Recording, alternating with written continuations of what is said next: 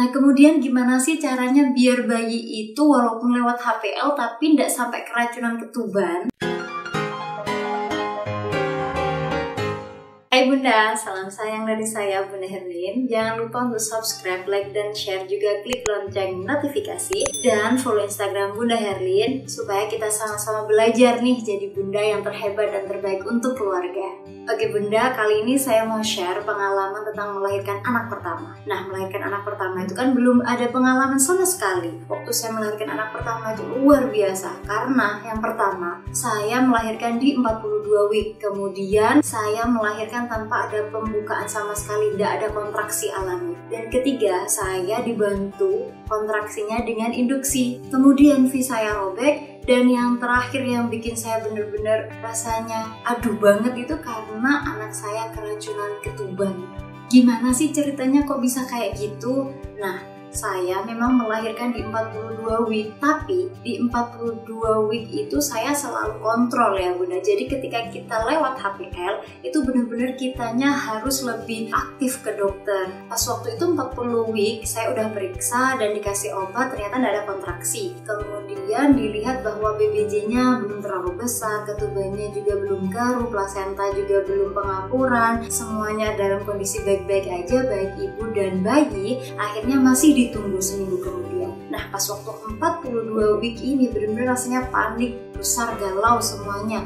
Tapi sayangnya benar-benar harus mengafirmasi diri, harus benar-benar semangat bahwa saya bisa melahirkan dengan baik-baik saja, dengan sehat dan selamat. Pas waktu 42 week, saya ini berangkat ke dokter, kemudian dilihat di CTG, baik-baik aja keadaannya, langsung deh, karena nggak ada pembukaan, jadi harus dibantu dengan induksi. Nah, induksi ini rasanya memang luar biasa. Well, semua ibu melahirkan itu baik dengan normal kontraksi alami, normal kontraksi dibantu dengan induksi ataupun dengan sesar, semuanya itu sakit ya Bunda. Tidak ada melahirkan dengan enak-enakan karena kebahagiaannya memang luar biasa, jadi menembusnya juga dengan cara yang luar biasa. Nah, pas waktu di induksi itu ada sekitar 8 jam, itu rasanya luar biasa banget, rasanya sakit, mulusnya mama dipacu ya. Nah, pas waktu itu sayanya pecah ketubannya lebih awal, jadi nggak pas waktu akan melahirkannya, deket-deket waktu melahirkan, enggak,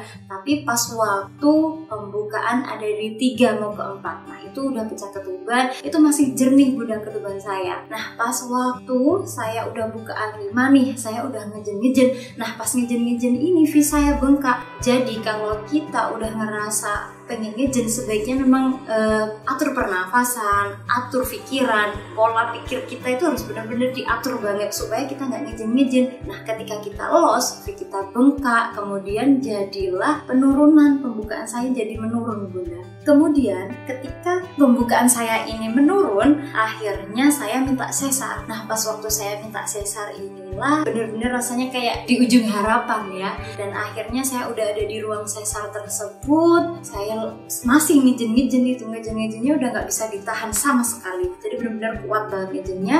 Kemudian ternyata dilihat anak saya udah turun, padahal waktu sebelumnya pas waktu di ruang bersalin pembukaan saya masih 3, turun ke 3, dari 5 turun ke 3. Pas waktu di ruang sesar, alhamdulillah kepala bayi saya udah kelihatan. Kemudian dokter datang, akhirnya saya dibantu untuk mengejan. Nah, pas waktu mengejan inilah saya benar-benar lost control karena pikiran saya waktu itu saya mau melahirkannya secara sesar ya, jadi persiapan saya untuk melahirkan normal sudah hilang, sudah nggak ingat sama sekali. Pas waktu ngejen pertama, bokong saya angkat, akhirnya V saya robek dan itu dalam banget. Kenapa saya bilang dalam banget? Karena saya dijahit obras. V robek, oke lah, habis ini saya akan dijahit obras. Tapi itu tidak terlalu bikin nyilu ya hati saya. Nah, yang bikin nyilu hati saya waktu saya melahirkan itu, melahirkannya alhamdulillah gampang, ngejen sekali udah langsung keluar. Tetapi waktu saya tunggu teriak bayi saya nangis beberapa detik, beberapa menit, itu tidak ada tangisan sama sekali.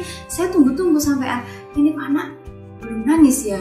ini kenapa sih anak saya, ini kenapa sih anak saya. Waktu itu ada beberapa pertanyaan di kepala saya seperti itu, tapi saya tidak sempat nanya ke dokter karena beberapa saat kemudian langsung anak saya menangis. Nih belum berperasaan buruk nih ya saya, ini anak saya kenapa atau gimana. Ternyata saya tahu besok harinya dikasih tahu perawat kalau anak saya ternyata keracunan ketuban. Nah kok bisa sih sampai keracunan ketuban? Apa karena 42 week atau karena induksi atau karena apa? Jawabannya adalah karena saya stres. Nah ketika saya stres didukung dengan kehamilan saya tua, di usus bayi itu udah ada fesesnya. Ketika saya stres, dianya bayi saya stres, akhirnya dia mengeluarkan mekanismenya dan akhirnya dia minum air ketuban saya yang udah kecampur dengan fesesnya sendiri. Nah itu berakibat fatal sebenarnya Bunda. Tapi karena alhamdulillah daya tahan tubuh anak saya waktu itu kuat, akhirnya hanya diberikan injeksi 6 kali karena nilai leukositnya itu tinggi sekali. Nah kemudian gimana sih caranya biar bayi itu walaupun lewat HPL tapi tidak sampai keracunan ketuban? Caranya itu satu, kitanya nggak boleh stres ketika melahirkan. Bener-bener harus dijaga nih pola pikirnya,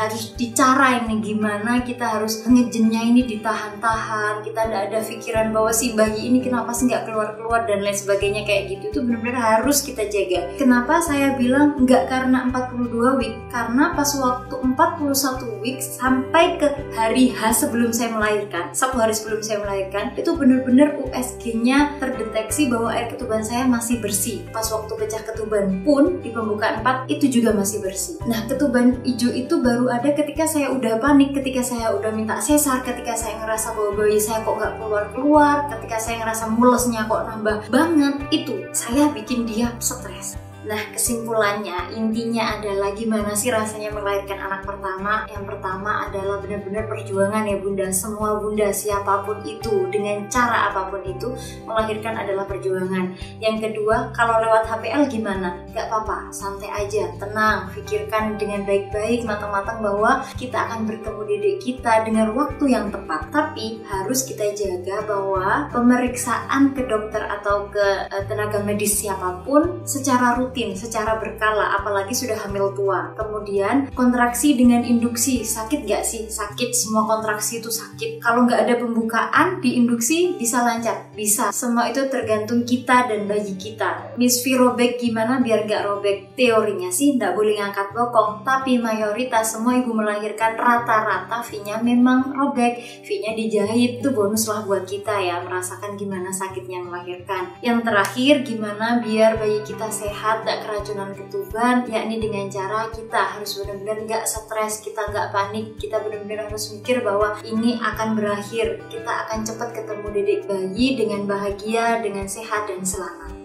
Oke Bunda, itu saja yang bisa saya share, semoga bermanfaat dan sampai jumpa.